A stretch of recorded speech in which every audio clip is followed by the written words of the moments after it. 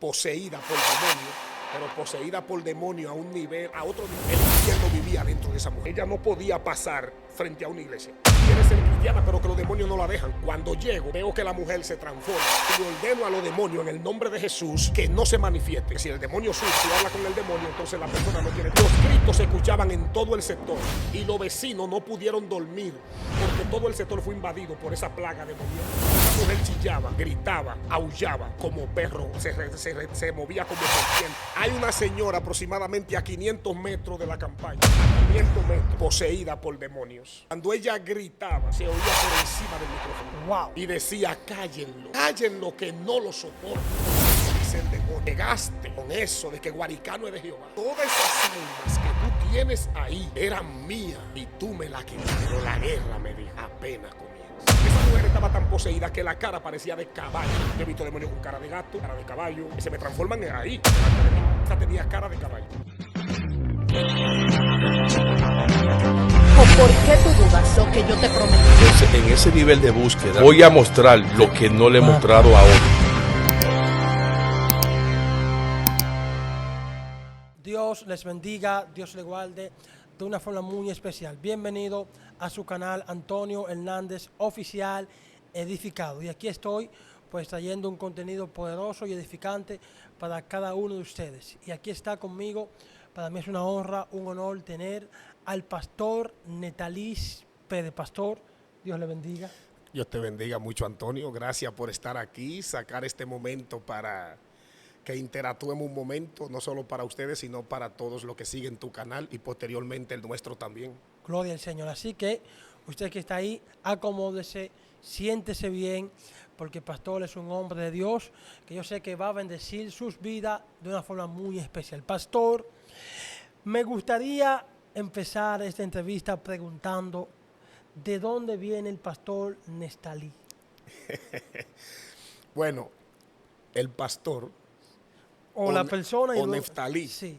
La persona es oriundo de San Cristóbal, perteneciente a la familia Pérez Rosario, hijo de dos señores, el pastor Juan Pérez, con más de 50 años en el ejercicio pastoral, Wow. ya que cuando yo nací mi padre era pastor, y la señora Altagracia Rosario de Pérez.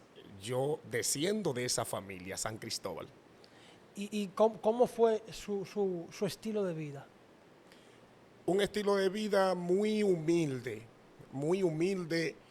en todo el sentido de la palabra y direccionado en cuanto a las enseñanzas bíblicas, y al haberme criado en el entorno de un hogar cristiano y ministerial, obviamente también enfocado en todo lo que tiene que ver con Dios, su obra y el ministerio. Pastor, ya que usted nace dentro de un ambiente cristiano, una familia pastoral, pero ¿a qué edad usted tuvo ese encuentro con Dios o a qué edad lo conoció? Porque aunque muchas veces nacemos dentro del Evangelio, hay un momento donde Dios se nos revela como a Samuel. Sí, eso es importantísimo. Nosotros vamos a decir que hay un momento que por tradición pertenecemos a esas enseñanzas que nuestros padres nos han inculcado. Sin embargo, yo entiendo que después de los 13 años, ya no se trata para mí de lo que mi padre quiere que yo haga. Wow. O de lo que mi padre me impulsa a hacer, sino que directamente pues ya nace en mí. O sea, Dios me encontró después de los 13 años, donde comencé rápidamente a anhelar mi bautismo y perfilarme, pero de manera personal, en lo que Dios quería. Entonces, a partir de ahí, ¿qué cambió en usted? Yo diría que todo, el encuentro con el Señor lo cambia todo. Todo. Tú sientes que toda tu atmósfera, todo tu mundo, todo tu entorno es diferente, totalmente. Inmediatamente tú tienes experiencia con Dios, donde el Señor se te revela por medio de su Espíritu, todo cambia. Pastor, ¿qué tan importante es el bautismo en el Espíritu para un creyente? Mira, te voy a responder con una anécdota que hace el autor de la película La Cruz y el Puñal. Él dice que las pandillas en Nueva York, cuando Dios lo llevó allí a trabajar con las pandillas, David Wilkerson. sí, exactamente, se salvaron todo tipo de jóvenes que estaban involucrados en el bajo mundo, Wow. pero a un nivel no solo de consumir, sino de vender y asesinato, sexo ilícito. Bueno, la calle era la vida de estos jóvenes. Ellos fueron transformados, ellos fueron cambiados. Luego se les preguntó a ellos que qué hubiese sido, o sea, qué fue lo que provocó el cambio. Y la mayoría coincidieron que el bautismo en el Espíritu Santo lo cambió para siempre. El bautismo en el Espíritu Santo es determinante e incluso yo puedo decir que mi vida tiene un antes y un después a raíz del bautismo en el Espíritu Santo. Sí. Pastor, le hago la pregunta porque se ha levantado una generación, pues, que como los corintios, cuando Pablo le pregunta, ¿has recibido el Espíritu Santo? O los efesios, ellos le preguntan, ni siquiera hemos escuchado. Sí, entiendo. Mira, es que hay una situación donde se nos está dando un especial, un combo. Los maestros de hoy están diciendo que una vez que tú conoces a Jesucristo, tú tienes todo incluido. La experiencia de haber conocido a Jesús, que se conoce como el nuevo nacimiento, es una cosa. Y la experiencia con el bautismo en el Espíritu Santo es otra cosa. No es lo mismo. Son dos dimensiones diferentes. El nuevo nacimiento te hace acepto para el reino de los cielos. El bautismo en el Espíritu Santo te prepara para vivir como guerrero en la tierra, defendiendo tu salvación, defendiendo lo que tú eres y abocado a los principios que te han enseñado. Es decir, el bautismo en el Espíritu Santo es esa fuerza, ese poder. En Lucas capítulo 24, verso 49, Jesús le dice, vosotros quedaos en la ciudad de Jerusalén hasta que seáis investido de poder desde lo alto. Observa que la salvación, el encuentro con Jesús para salvación y el bautismo están totalmente divididos y son dos experiencias diferentes. ¿Con quién estaba hablando Jesús? Con los discípulos. Él le había dicho, ustedes son limpios por la palabra que os he hablado. Ya ustedes están limpios. Sin embargo, le dice, váyanse a Jerusalén. Ve, le dice, váyanse a Jerusalén porque no es lo mismo haber sido salvo que la experiencia del bautismo en el Espíritu Santo. Son dos experiencias por separado. Y todo el libro de los Hechos, incluyendo esa parte donde Pablo llegó a Éfeso, fue en Éfeso, sí, donde había un número de 12 hermanos, y él le dijo, ¿habéis? Ellos eran hermanos, ellos eran creyentes, se habían salvado.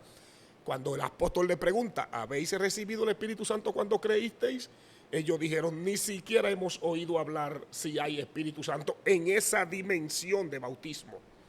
Ve, ellos habían tenido el toque, ellos habían tenido, vamos a decir, lo que es el convencimiento para salvación por medio del Espíritu, pero no habían recibido el bautismo. La iglesia primitiva entendía que el bautismo era su siguiente a la salvación. O sea, inmediatamente un individuo se salvaba, ellos sabían que no podía. Dios mío, esto sí se pone bueno ahora. Sí, suéltalo, pastor. Porque en la iglesia primitiva asume que un creyente sin Espíritu Santo o sin el bautismo no pudiera hacerle frente a la persecución que vinieron en esos días. Por eso él rápidamente, fíjate capítulo 8 del libro de los Hechos, verso 4 en adelante, inmediatamente Felipe predica en Samaria, que predica bajo una persecución. De una vez mandan a buscar a Pedro y a Juan.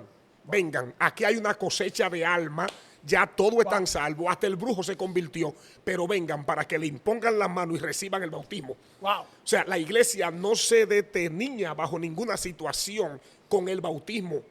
Ellos sabían que el bautismo en el Espíritu Santo era la fuerza, la autoridad, el poder, esa llenura que capacitaría al creyente para sobrevivir como cristiano, no especie a la condición de la persecución. Mira, te voy a revelar algo. Suéltalo, ¿Cómo tú crees que una persona, cómo tú crees que un individuo ministro, se pone frente a la hoguera, frente al fuego, Wow. y le dice, tú tienes una de dos, niega a Jesucristo o te lanzamos en ese fuego que tú estás mirando que no es artificial, un fuego real.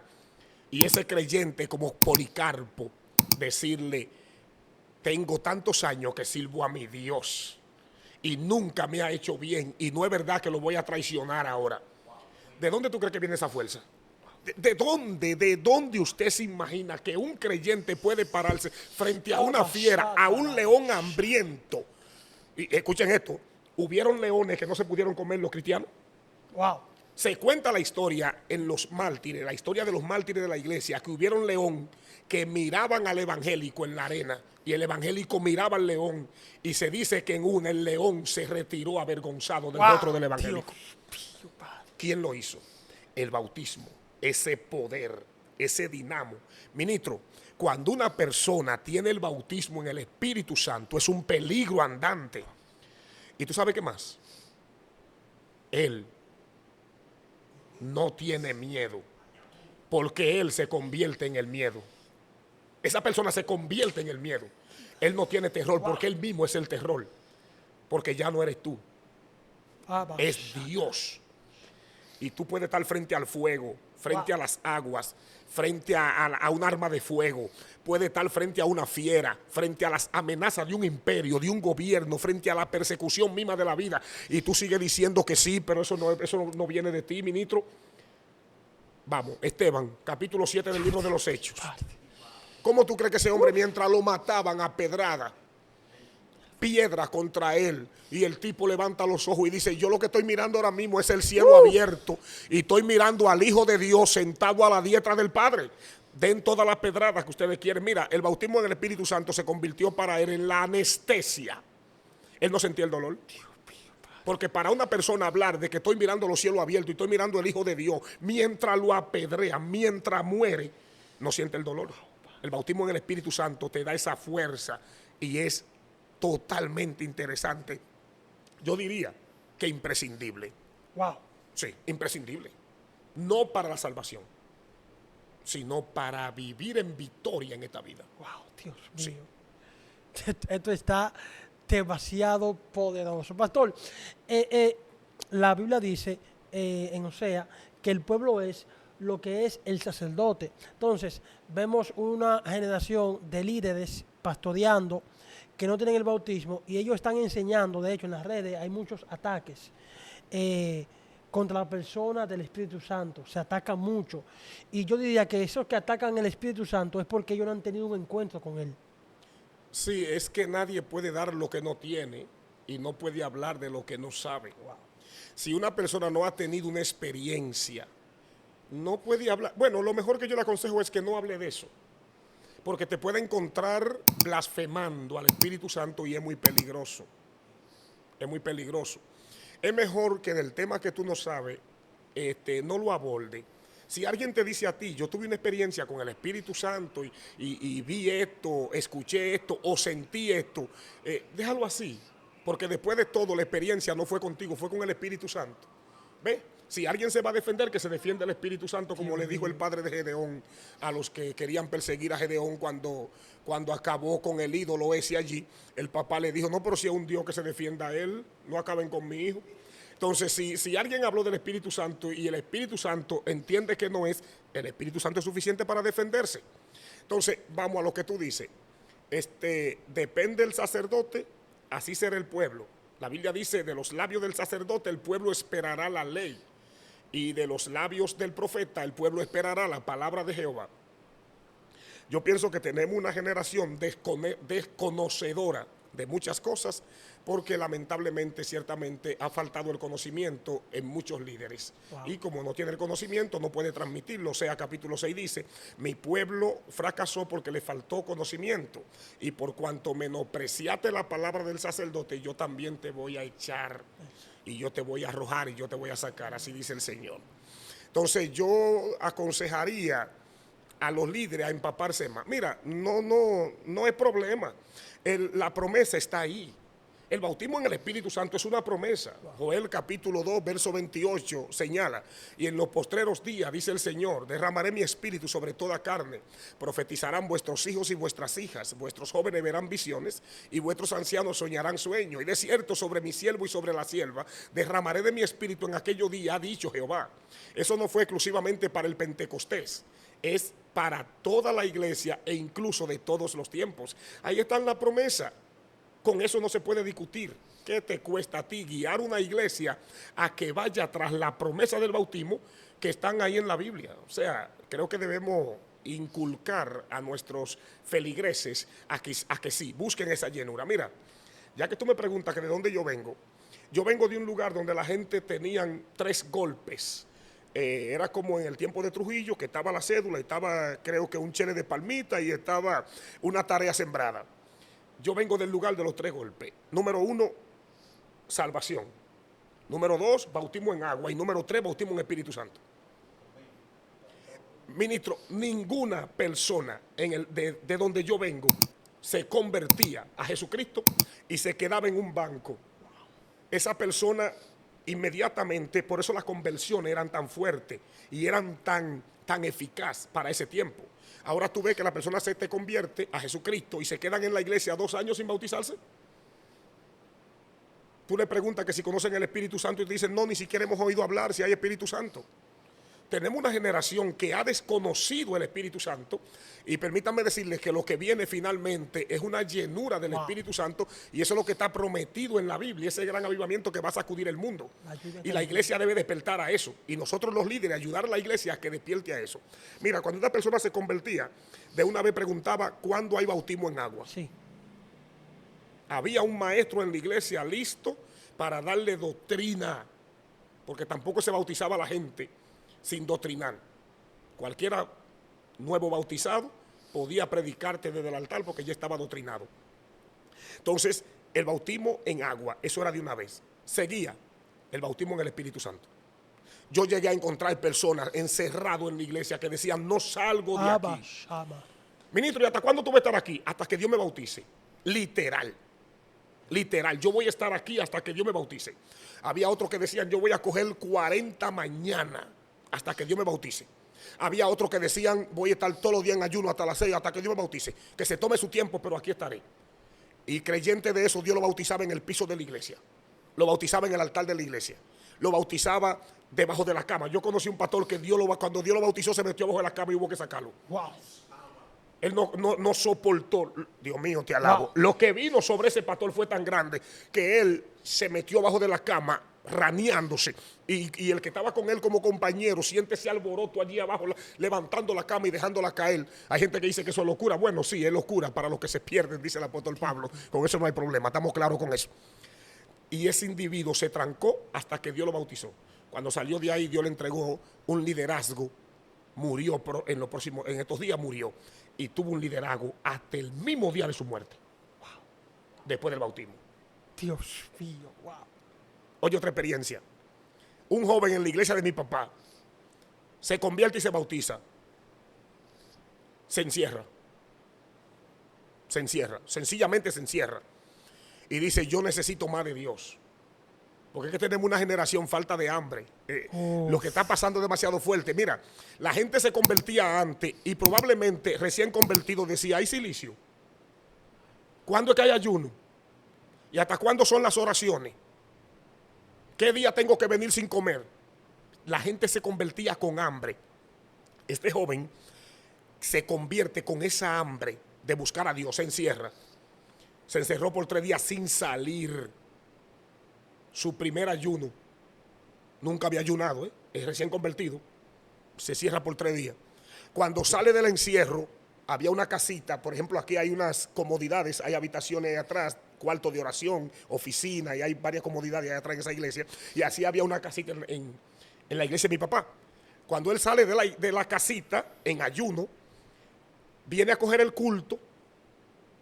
Mientras los hermanos están en el culto, él viene a tomar el culto para luego encerrarse otra vez. Y está ahí tranquilo. Se le antoja al que estaba dirigiendo y le dio una oportunidad al muchacho. Ministro, visto por mis ojos, cuando ese individuo que no sabía ni hablar, Dios mío, te alabo, que no sabía ni de texto bíblico, que no sabía ni del libro histórico, ni del libro profético, ni del libro poético, que no podía hacer un exégesis de nada. Cuando ese individuo se paró en ese púlpito, toda la iglesia tembló y él no había dicho nada. La presencia del Espíritu Santo sobre el muchacho. Tú ves la gente haciendo tanto amaraco hoy. Cuando un hombre con presencia se para en un lugar, él no tiene que hacer muchas cosas. La presencia lo identifica, la presencia llena la atmósfera, dependiendo del llamado y el propósito de Dios para con ese individuo. Pero tiene que ver mucho con eso. Wow. Hay gente que son portadores de la presencia. Ellos se paran y la presencia de Dios se aparece. Dios. Ellos son portadores y Dios lo hizo para eso, para que transmitan presencia. Pero ese es otro tema. El individuo, cuando se ve frente a la situación, el Espíritu Santo lo llena a una magnitud que cayó en medio de la iglesia. Él no pudo soportar la gloria que vino sobre él. Y él no dijo ni Dios le bendiga, ni cuánto alaban a Dios, ni nada. Sencillamente la iglesia cayó bajo una presencia, solo con él pararse ahí. Él cayó bajo la misma presencia.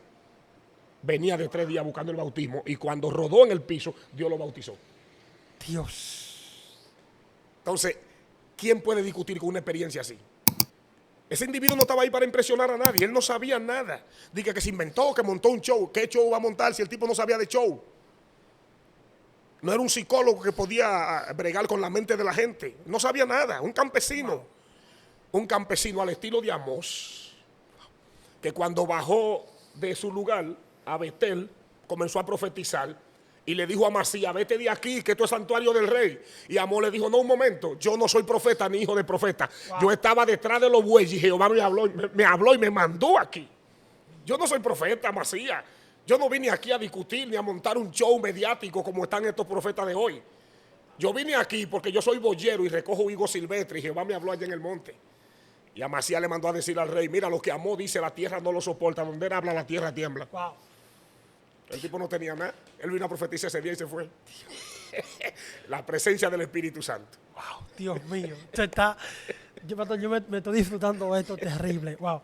Pastor, entonces, a los 13 años tiene su experiencia con Dios. ¿A qué edad empieza ya a predicar la palabra? ¿O cómo fue esa experiencia de predicar? Mira, te voy a contar esto. Siempre lo he dicho, bueno, porque no me gusta ser muy repetitivo. Sí. En esto de la predicación y eso, cuando tú te conviertes muy repetitivo, la gente no tiene razón para escucharte. Pero he contado mucho esta historia. Mi primer mensaje. Eso fue un mensaje de madre. Dios, cuando digo de madre, me estoy refiriendo a lo que dicen los españoles, mi madre. Ministro, a mí me dijeron para que predique. El púlpito y el micrófono era mi fobia.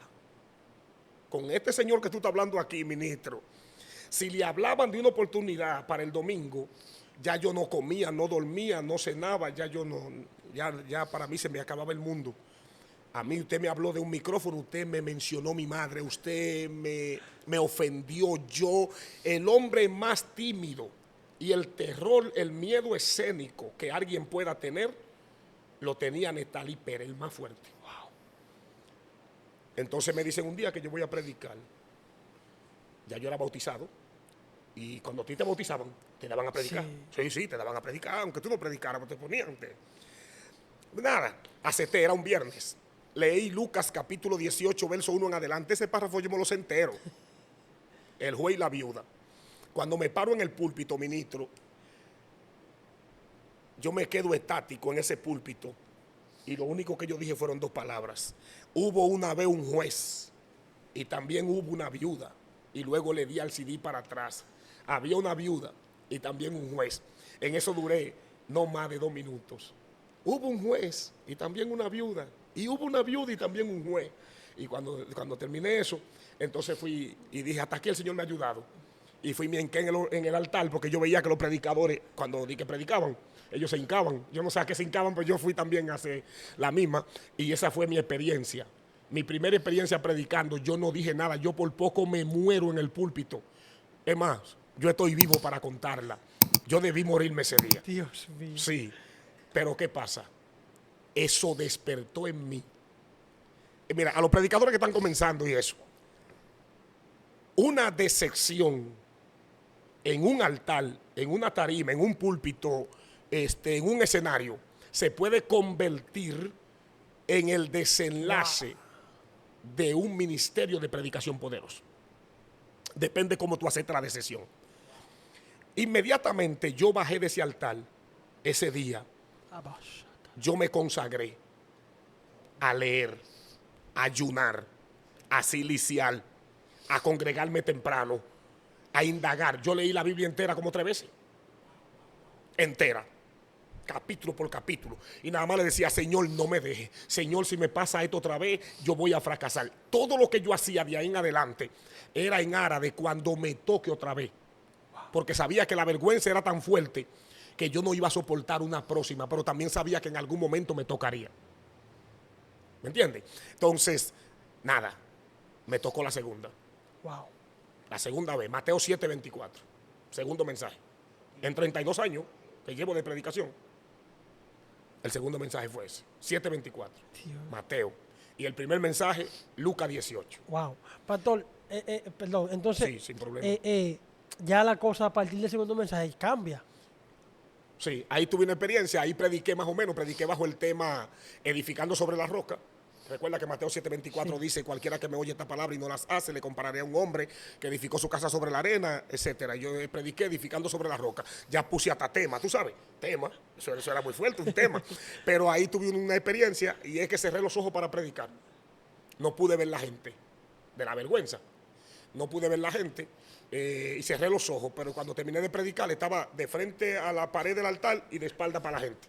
Porque en una como que me llené de emoción y di media vuelta y me quedé, como tenía los ojos cerrados, me quedé allí. Cuando terminé de predicar, que dije, el hermano que sigue, yo estaba frente, pero ahí prediqué mejor.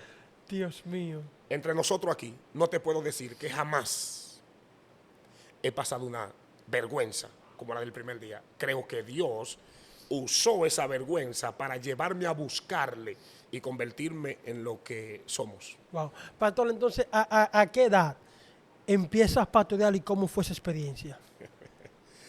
Mira, Dios comenzó a tratar conmigo. El llamado de Dios para conmigo fue directo. Te estoy llamando a pastorear. Esa fue la verdad. Directo. Todo mi ser se llenó de ese llamado. Mi espíritu, mi alma y mi cuerpo. Yo le dije al Señor que no. Más de una vez le dije que no. Pues te dije ahorita que vengo de una familia pastoral. Difícilmente un hijo de pastor quiere pastorear. Y ustedes son unos cuantos hermanos, que yo conozco unas cuantas hermanas que Somos 8 pastores. Son pastores, de sí. 11. ¿Y qué sucede? Yo le digo que no, pero Dios me somete a una presión, incluso hasta de enfermedad. Hay gente que no va a entender esto. Cuando Dios quiere que tú le obedezcas, Él dice lo siguiente: no sea tú como el caballo o como el mulo, que si no es con cabestro o con freno no se acercan a ti. O sea, Dios te llama y te dice ven, pero si tú no vas, Él tiene como amarrarte y llevarte. Sí, Él tiene como hacerlo. De manera que conmigo tuvo que ponerme la fuerza para llevarme. Y entonces yo decido, porque Dios me dijo que pastorear y me dijo el lugar donde pastorear. Yo tenía que abandonar todo en plena flor de mi juventud para irme a un campo sin agua, sin luz, sin carretera, lleno de lodo, lleno de piedra, a un campo remoto donde comenzaba el ministerio. Ahí fue que Dios me llevó. ¿A qué edad? 18 años. Wow. 18 años. Ahí yo comencé. Hoy tengo muchos años. Unos cuantos. Entonces, pastor, ¿cómo es esa experiencia de empezar a pastorear siendo tan joven? Prácticamente un adolescente. Sí, prácticamente adolescente. Bueno, en mi caso, Y más al lugar. Porque quizás en su casa estaba cómodo, tener seguro. que dejar todo eso, a irse a un lugar que quizás no era de su agrado. Mira, yo llegué llorando. Cuando yo empaqué para irme, comencé a llorar en San Cristóbal y llegué al lugar llorando. 3 o 4 horas llorando. Y después de ahí pasé muchos días llorando. La incertidumbre viene sobre ti. Eres un muchacho joven, lleno de preguntas. ¿Habré hecho lo correcto? Esto no será una emoción. ¿Tú sabes lo que significa para un joven dejar su futuro? Un muchacho comenzando en la vida, dejar la ciudad para meterse al monte, eso es demasiado fuerte. Ahora, hay algo que yo entiendo que estuvo sobre mí. La misericordia y la gracia de Dios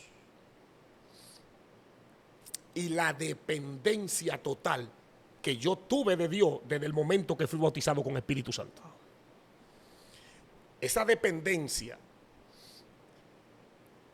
me hacía tener mis conflictos externos e internos, pero ir al altar de Dios. El altar era mi paño de lágrima. El altar era mi cama. El altar era donde yo recostaba mi cabeza. Y en el desarrollo mismo del ejercicio como maestro, como predicador, para las consejerías pastorales, imagínate tú, un joven de 18 años aconsejando de que un matrimonio de 40 años y tú ni siquiera te has casado. Yo dependía de Dios. Los mensajes todos salían del altar. Todas las enseñanzas salían del altar. Cuando yo no tenía qué decirle al pueblo, qué decirle a la iglesia, yo entraba en el altar hasta que Dios me decía, va a predicarle ahí. Bueno, hasta el día de hoy, al día de hoy, cada mensaje que yo predico, Dios me traza la pauta, me dice de ahí, cada mensaje, incluyendo en esta iglesia que tengo 22 años. Wow. Pastor, ¿y cuál fue el reto más grande que a usted le tocó vivir siendo pastor joven? Mira, hay muchas anécdotas, hay muchas experiencias. Por ejemplo, yo recuerdo que un día fui a un hogar que tenían una situación muy seria, pero ellos podían ser mis abuelos. Podían ser mis abuelos, ni siquiera mis padres, podían ser mis abuelos. Wow. Entonces yo le dije al Señor, pero ¿y cómo yo le digo a esta gente? O sea, yo no tengo que decirle. Estos dos viejos se quieren dejar y viven matándose. Y yo no tengo ningún tipo de experiencia. Y entonces lo que yo le dije fue, yo no vine para aconsejarlos a ustedes. Yo vine para que ustedes me aconsejen a mí. Yo soy el que no me he casado y soy el muchacho. Yo puedo ser hijo de ustedes. Así es que me permito escucharle mientras ustedes me dicen cuando yo tenga conflicto cómo voy a vivir en mi matrimonio. ¿Y tú sabes qué? Eso resolvió todo. Dios. A ellos les dio vergüenza. Dios. A ellos les dio vergüenza. Hay una experiencia también que tiene que ver con una persona poseída por demonio, pero poseída por demonio a otro nivel. El infierno vivía dentro de esa mujer. De tal manera que ella no podía pasar frente a una iglesia. Los demonios le prohibían, no puede pasar frente a la iglesia, haya o no haya culto. Tiene que botar el camino, tiene que irte por otro lado. Porque si pasaba frente a una iglesia, los demonios la castigaban, caía en plena carretera, etcétera, etcétera. Ella dijo siempre que quería ser cristiana, pero los demonios no se lo permitían. Wow.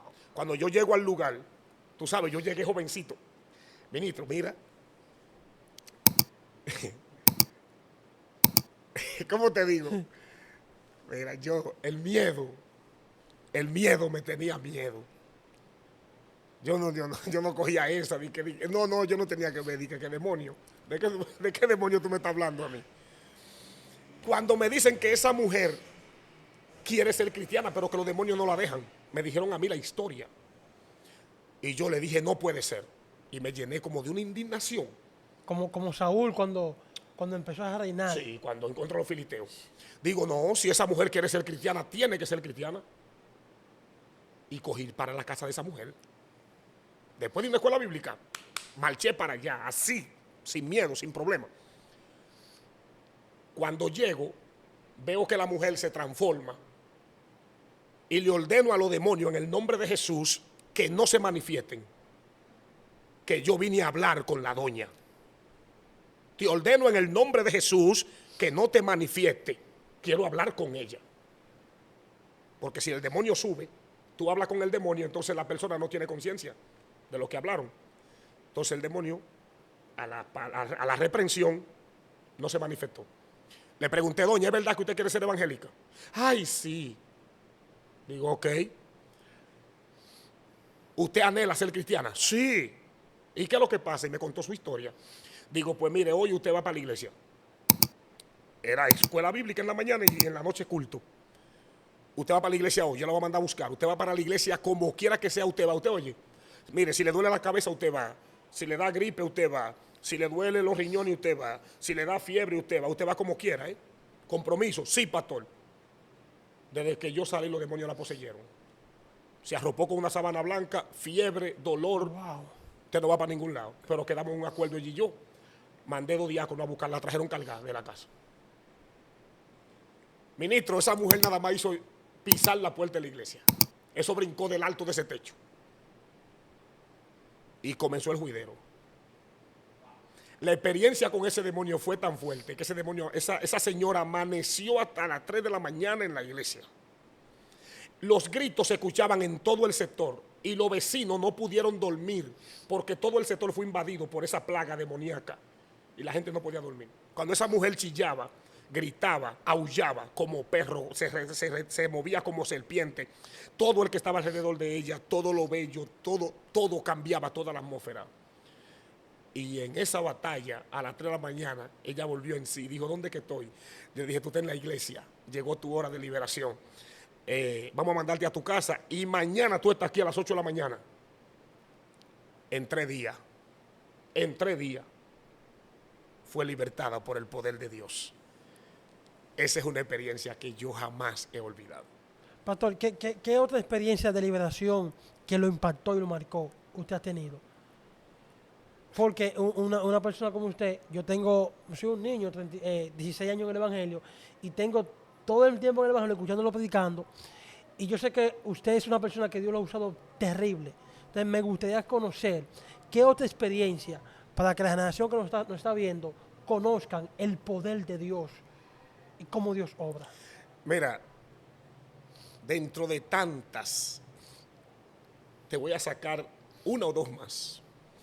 Estoy predicando una campaña en Yamasá, en un campo de Yamasá. Hay una señora aproximadamente a 500 metros de la campaña, a 500 metros, poseída por demonios. Cuando ella gritaba, se oía por encima del micrófono. ¡Wow! Y decía, cállenlo, cállenlo, cállenlo que no lo soporto. A 500 metros. Se escuchaba la voz como si fueran altoparlantes. La gente no sabe la posibilidad que tiene un demonio de alterar las cosas, pero sí, se escuchaba por encima. Esa fue una, la mujer en su casa, y allá en su casa, allá fue libre, porque con esos gritos los demonios fueron saliendo a esa distancia. Estoy en el mismo lugar un día, y hay una joven que se está moviendo a lo largo de la campaña, pero en la parte de afuera, y yo estoy mirando que la muchacha lo que esté poseída. En el momento del llamado, yo no recuerdo cuál fue la palabra que usé. Yo usaba una palabra, casi no la estoy usando, que dice, levántate Jehová y sean esparcidos tus enemigos, huyan de tu presencia los que te aborrecen. Muchachos, y eso era como un grito de guerra. Cuando dimos ese grito de guerra, la muchacha voló por encima de la multitud y cayó en el altar. Estoy en el Almirante, en una tarima del Alto Tuyo. Y cuando comienza la administración, una joven sin tocar el suelo subió al altar, por delante, sin los escalones. Y cuando yo vengo que hago así, la muchacha está frente a mí. Si Dios no mete su mano y me protege ese día, esa muchacha fue como una fiera a acabar conmigo. Pero la presencia del Señor la arrojó por tierra, sobre el altar. Brincó la tarima del Alto Tuyo. Cuando vine a predicar aquí a Guaricano, comenzamos a predicar en una sesión de avivamiento demasiado fuerte. La iglesia se llenó. Y un día vengo a orar, la iglesia era allá atrás. Todo esto que tú ves, no, era una iglesia ahí como de 5 metros, de 5 por 4, allá atrás. Entonces, cuando vengo a orar, a las 3 de la tarde, me encuentro con una mujer poseída dentro de la iglesia.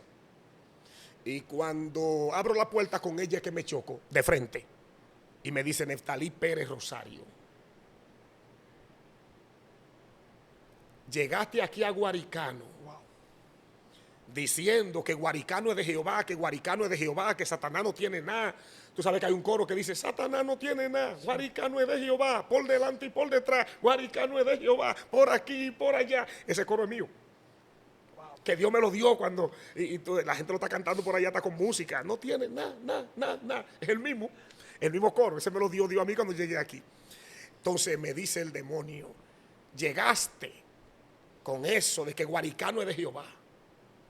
Todas esas almas que tú tienes ahí eran mías y tú me las quitaste.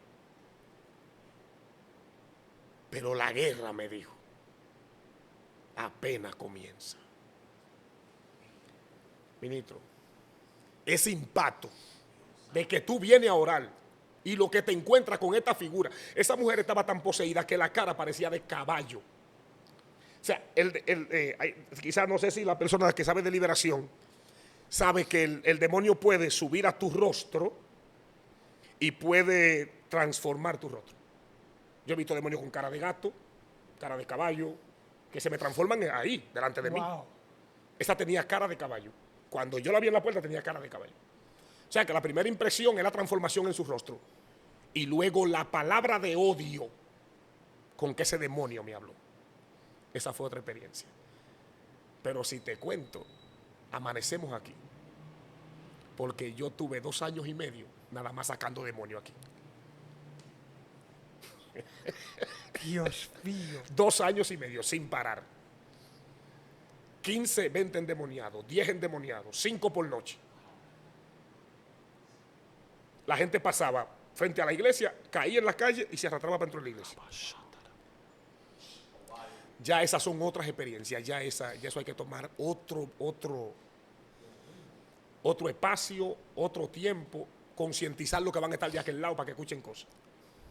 El pastor se está comprometiendo. No, simplemente estoy diciendo. Dios mío. Wow. Pastor, entonces, ¿qué le hace falta a esta generación que tenía la generación pasada? ¿Y qué tenía la generación pasada que tiene esta generación? Mire, ministro, yo diría, lo voy a resumir en 2 palabras. Hambre y sed por la presencia. Hambre y sed por la presencia. Y lo único que distinguió a la generación pasada fue eso.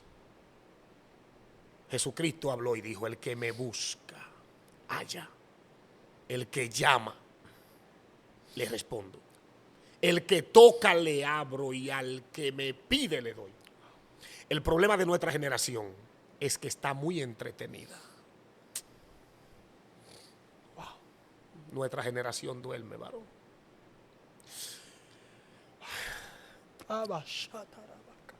Y en verdad te digo una cosa. Nuestra generación duerme en un momento donde no debió dormirse. Por 2 razones. Número 1, porque los que sembraron este evangelio con lágrimas, cada día uno muere, uno se siente en silla de ruedas. Y le estamos pasando la antorcha a una generación que lamentablemente no conoce a Dios. Y no tiene hambre, no tiene sed por la presencia. Una cámara para ello es más que la presencia. El figureo en el momento de la administración es más que la presencia. Y yo digo que la generación está durmiendo en un momento que no debería, porque es el último tiempo. Es el último tiempo. Y si esta generación no despierta a la realidad de lo que el Espíritu quiere para estos días finales, hermano, va a ser catastrófico. El fin de muchas personas y de muchos ministerios, de muchas iglesias, y especialmente en el fin de los siglos, cuando Jesucristo venga, vamos a dar muy mala cuenta. Tenemos una generación entretenida, una generación que las redes sociales le han robado el tiempo, le han robado la identidad, el afán, el trabajo, el deseo de superación en un mundo exigente. Ha sacado a la gente de los altares. Ha sacado a la gente de los altares. Y hoy nos preguntamos que dónde está el Dios de Elías, mientras Dios pregunta dónde están los Elías de Dios. Yo ruego a los líderes inmediatos en todas las congregaciones y de todos los concilios que oremos. Oremos fervientemente para que nuestra generación despierte. Aleluya. Gloria a Dios. Asocio esta palabra con el capítulo 11 y 12 del Evangelio de Juan, cuando Jesús dice: mi amigo Lázaro duerme y yo voy a despertarlo.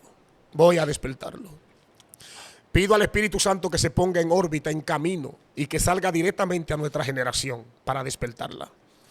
Porque si la generación no logra despertar, lo que nos espera va a ser bien trajudicial.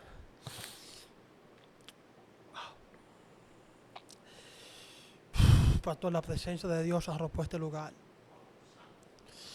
Yo quiero que usted no termine con una oración a esta generación para que Dios la despierte. Amén. Gloria a Dios. Amado de mi alma, usted proveyó este día y este momento y el lugar. Usted preparó todo para que se lleve a cabo lo que hoy estamos oyendo y viendo a través de estos medios. Ahora yo le pido en el nombre de Jesús, por la generación de jóvenes, adultos, que estamos viviendo estos días difíciles, estos días comprometedores, estos días de tanto ataque, estos días que tú le llamas el tiempo del fin, plagado por una serie de acontecimientos de angustia, dolor, traición, acontecimientos inusuales a los cuales tenemos que enfrentarnos. Amado de mi alma, yo te pido que esta generación despierte. Y oigo tu palabra susurrar a mis oídos cuando dice: mi amigo está dormido, mi amigo está dormido. Voy a despertarle en el nombre de Jesús de Nazaret. Permítanos que desde este altar, para gloria y honra de su nombre, salga esa palabra. Tu palabra dice: enviaste tu palabra y lo sanaste. Te suplico que esa palabra salga de este altar. Voy a despertar a jóvenes, voy a despertar ministerio, voy a despertar hombres y mujeres de Dios. Y sobre todo voy a poner hambre y sed, pasión por mi presencia. Hazlo, Señor, para gloria tuya. Amén y amén. Demasiado poderoso. Sí. Un toquecito por la actividad y eso. Sí. Bien, bueno, señores, gracias por estar ahí una vez más. Y gracias al compañero y hermano que tuvo a bien hacer esta entrevista. Quiero rápido dos cosas. Número uno, también esto debe estar en mi canal en los próximos días y esperamos que se suscriba. Pero número dos, viene la actividad Unidos por los Guaricanos, volumen 4, en la Vieja Habana, 14, 15 y 16 de octubre, donde esperamos que va a ser una explosión de la gloria de Dios. Comience a prepararse para dicha actividad. Muchas gracias y sabe que le esperamos. Wow, terrible. Así que usted que está ahí, comparta y siga al pastor en sus diferentes plataformas para que también sea bendecido con la predicación de la palabra. Así que Dios les bendiga y Dios les guarde. ¿Por qué tú dudas lo que yo te prometí? En ese nivel de búsqueda voy a mostrar lo que no le he mostrado a otros.